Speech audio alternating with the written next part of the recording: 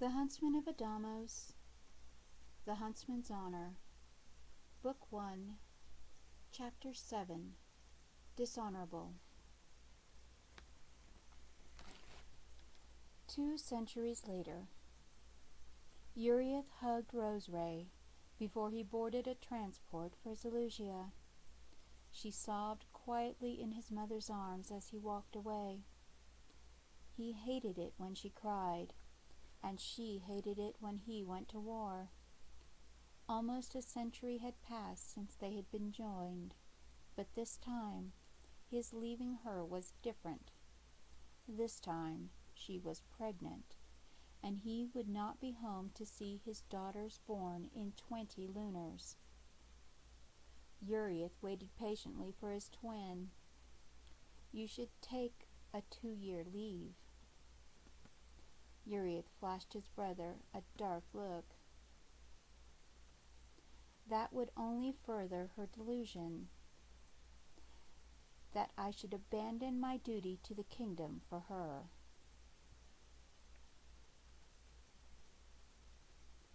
"Yurieth, she is pregnant. She is supposed to be emotional and worried since we are at war," Yurieth pointed out, as they edged into the small room they would be sharing. "She loves you." "She knew what I was when she agreed to marry me. She also knew I did not wish to have children until after the war," Yurieth answered coldly. Abrieth stared at him, exclaiming, "By the light, you don't love her." "I do too," Yurieth snapped in defense. I don't know. She is so clingy. It annoys me. I could barely get away to walk in the woods this time. I'm not sure what she expects of me, and I don't know if I can be the husband I think she wants. Her fear is overwhelming, smothering. I don't know how much longer I can stand it." His last statement was as much a confession as a realization. "Yurieth, you need to figure this out. You will be a father before we return home," Abrieth reminded quietly. "I know." Yurieth didn't look at his brother to hide his uncertainty. "I'm going to find my warriors." Abrieth left his brother alone to his musing. Many were packed onto the transport.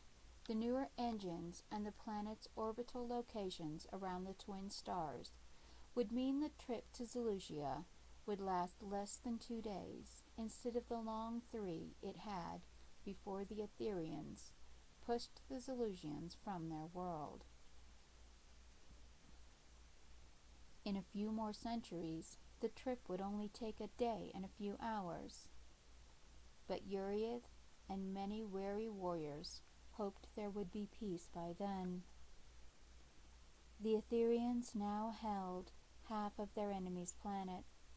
Yurieth looked through the troop movements and intel updates. Much had happened in the year he had been at home. He wouldn't have left the war front, but it was now mandated that for every 9 years the warriors spent at war, they would spend 1 at home. And more than fighting battles, the Etherians were working hard to restore the lands of the Zelusians to usable territory. For the 2-day trip, Yuri studied the reclamation of Zelusia. Forest had been replanted with saplings from Etheria, waterways purified, fish stocks replaced, herd animals replenished, and renewable crops sown. The Etherians were remaking the wasteland the Zelusians had turned their world into. Farms were built, resources were managed, and no one in the Etherian-occupied lands feared for their lives or that they would starve. Reading the latest missive from the king, Yurieth shook his head. The Etherians and the Amazo Mountain clans were to hold their lines and offer sanctuary to refugees. There would be no advancement in the lines for the next decade. During his last tour of duty, Yurieth had led several missions deep into the heart of Seleucia, and even killed one of their princes, who was collecting and sacrificing children. It had caused an uproar in the court, and when he and Roseray had attended the required autumn equinox, Yurieth had coldly recounted what the second prince of the fallen star was doing to his victims before he filled his goblet and blood altar. The gathered ranked Etherians had been stunned into silence, but the king himself had patted Yurieth on the shoulder and declared the Huntsman a warrior after his own heart, vowing they would not rest until every child on Seleucia was safe. A mere year later, that promise appeared to have been forgotten. After landing, Yurieth went to his assigned post and was shocked. He hated that his new duty was basically a watchman in a tower on the edge of a new forest. He spent his days doing nothing but carving wood and tending the new growth forest, or protecting it from illegal lumbering and poachers. Most were just desperate people that he helped. Most were just desperate people from displaced families that he helped or found well-paying jobs for on Etheria, as there were many Etherians who saw menial or dangerous labor as beneath them. He made friends and earned the loyalty of many Zeleucian families. While his days were occasionally busy, most were repetitively monotonous, and he saw no one. He spent many of his nights wishing for an assignment to relieve his boredom. During the first lunar of his 7th year, he was surprised to come home to his station and find a familiar place sitting on the stairs. "Callisto, it is good to see you," he said as he hugged her. "Yurieth, I can't believe they have you here. We need you in the south. Marauders are attacking refugees. The Amazones believe they are being led by an assassin of the Blood Brotherhood, but none of the Etherian commanders will listen to us," she explained. "Why wasn't I informed of this?" he demanded angrily. "I don't know. I've repeatedly asked for you to be sent, but they said your duty was too important. I had to search you out, because no one seemed to know exactly where you were." He led her inside and had started to pour them some wine when she added, "I was told to stop looking for you, that you were unavailable for duties that involved risk by royal mandate." His eyes narrowed, and he realized he had been placed here not to work, but to be kept safe from any battles, and the risk of his duty. He suspected his mother had something to do with it, or perhaps the queen was trying to protect her cousin's husband. He knew Roseray would not hesitate to ask, and it made his blood boil that she would interfere with his honor and his duty in such a manner. "Yurieth? Sorry, I just realized something about why I was put here. It has nothing to do with the needs of the war, and everything to do with the needs of my pathetic wife," he growled, as he handed her a goblet. He emptied his in 3 quick gulps. Callisto raised an eyebrow at him. So join life isn't going as you expected? I thought you Etherians all had perfect unions. Not perfect, and I will no longer be married once I return home, he announced, enraged at the manipulation that had him wasting 6+ years tending woodlands. I will not be held hostage by another's petty fears. That is why the Amazoni don't get married.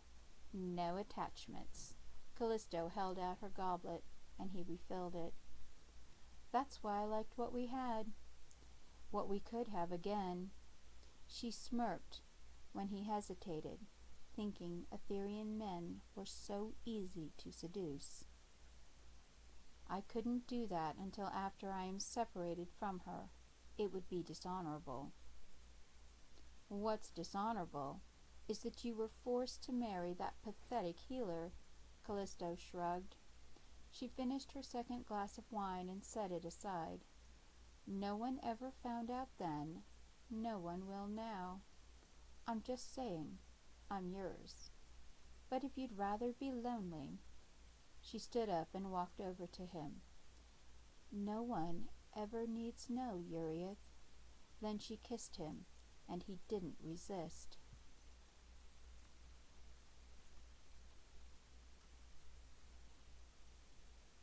Three weeks later, Yurieth stood on the edge of a cliff next to Callisto. They were watching a caravan of supplies and refugees winding through a canyon toward a suspected ambush. They had seen no signs of the alleged brigands. Callisto seemed nervous. She laughed about it being like old times. He eyed her curiously. His intuition was shouting at him that something was very wrong. And his conversation with his brother last night had not helped the nagging feeling. While he was tending trees for 6 years, 11 of his huntsmen had been lured off on their own and killed. Callisto, is there something you are not telling me? She looked at him and knew he knew, so she turned to face away from him. They have my sister at the Temple of Ashrath. They caught us together almost a century ago and held us for decades. You don't know what they did to us, Yurieth. You promised your king was coming soon, but a century passed, and then another, and I spent 1/4 of that time in chains, being bled for their altars and used in ways I don't want to remember. Slowly, she dropped her throwing blade into her hand, her body shielding her movement. You shouldn't have lied about coming back. You should have stayed with me. I loved you then. I know you loved me. You still love me. She turned suddenly to throw the blade, but he was standing a mere handspan from her and caught her wrist easily. Why have you betrayed me? His voice was cold. His blade was embedded in her heart. I had to save her. It was so sharp, she didn't even feel it slip in or out, just the warmth of her life's blood flowing down her front. You shouldn't have killed King Apollyon's son, Lord Yurieth. They won't stop coming for the Huntsman until every last one of you is dead. I'm sorry, Callisto. I was hoping my brother was wrong, that you weren't the one I would have to kill today. He held her gently as she sagged, lowering her to the ground. Tears flowed down her face and she coughed blood onto him. Save my sister. You owe me. I owe you nothing. But I love. Her head lolled to one side as she died, cradled in his arms. He pushed her dark red braids to the side, looking down at her strong jaw and prominent cheekbones, the rich tan of her skins, and her full lips. Suddenly he wondered if he had the capacity to love or feel any more. Here was a woman that should appeal to him, been intimate with him in every way, and had betrayed him almost to death. Yet he felt almost nothing. He sent a thought to his brother to come get her body. Standing, he looked to the east. His sword flashed as he removed her head, so she would not revive and reveal his dishonor to an inquiry of treason. "Goodbye, Callisto. I will try to find your sister." Then he vanished into the desert. Arriving at the temple of Ashrath, a lunar later, he found it busy.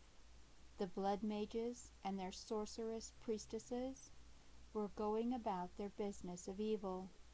However, after a lunar of breathing in the stench of blood magic and perversion, he had found no sign of Callisto's sister, and he wondered how long the girl had been dead. The priestesses seemed intent on some kind of magic that involved music. He listened carefully, but it only made his head hurt. Rolling his eyes, he took his leave. Singing to create magic was the most ridiculous thing he had ever heard. So he moved to the next city and the next set of temples. He never found Callisto's sister, or proof that she existed. After almost 20 years of moving within the Zelusian kingdom, Yurieth slipped back to the Ethereans' lines. The guardian Regulus of the House of Adamos found the Huntsman sitting behind his desk with his feet up. "I brought you a present, Guardian," Yurieth announced coldly. Regulus eyed him like an enemy. "You have been absent from your assigned station, Huntsman." "So tell my mother on me, or the Queen," Yurieth taunted nonchalantly. Regulus snorted in amusement. "I told them you would figure it out, and be angered. What did you bring me?" Yurieth smirked. "Intel, maps, troop movements, mage counts. All the secrets of Zelusia." "Very good, Huntsman. Now go home to your daughters, and I will see you on Etheria in 10 years or longer." Yurieth surged to his feet. 10 years? That's a century. "You heard me, Huntsman. You will be training a new crop of your kind at the King's Academy. Since your lover killed a third of them here," Regulus announced. "Remember, skills before first, then magic, because—" "Magic will not make up for poor skills," Yurieth finished hotly. "And she wasn't my lover." Of course not. You have a lovely wife of royal blood at home." Regulus looked at him with a great deal of disapproval, then stated, "Lord Yurieth, Huntsman of the House of Adamos, you are hereby given a reprimand for dishonor and dereliction of duty, and reassigned to the King's Academy until further notice. Enjoy your family."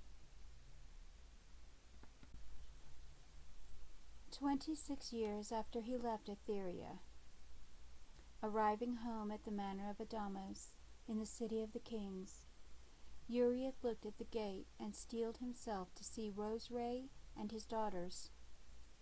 He had been shocked to realize he didn't even know their names, and been forced to accept that he had behaved with the highest dishonor toward his wife. He walked slowly toward the house.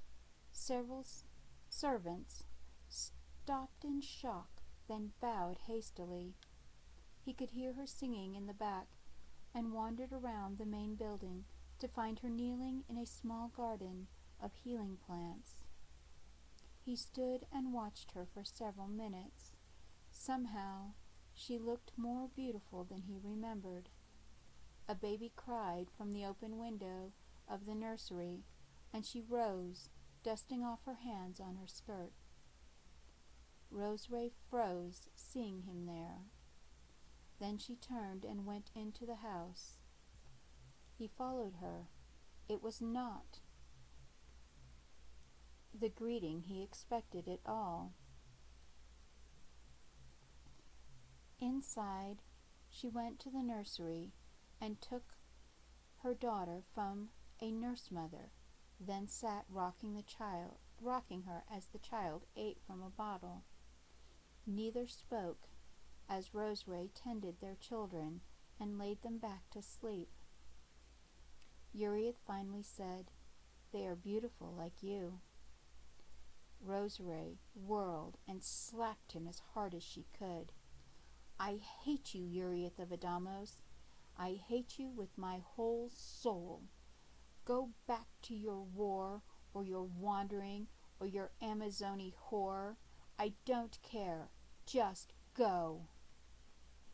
Her words wounded him. "My apologies, my lady. I realize now how hard my absence has been on you. I was only doing my duty as a huntsman.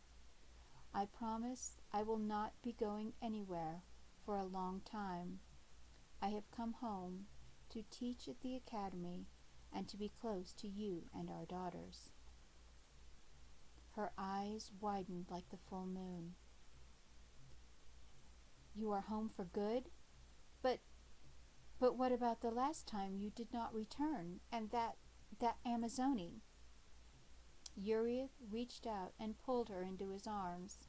She struggled for a minute, then just stood still, refusing to embrace him back.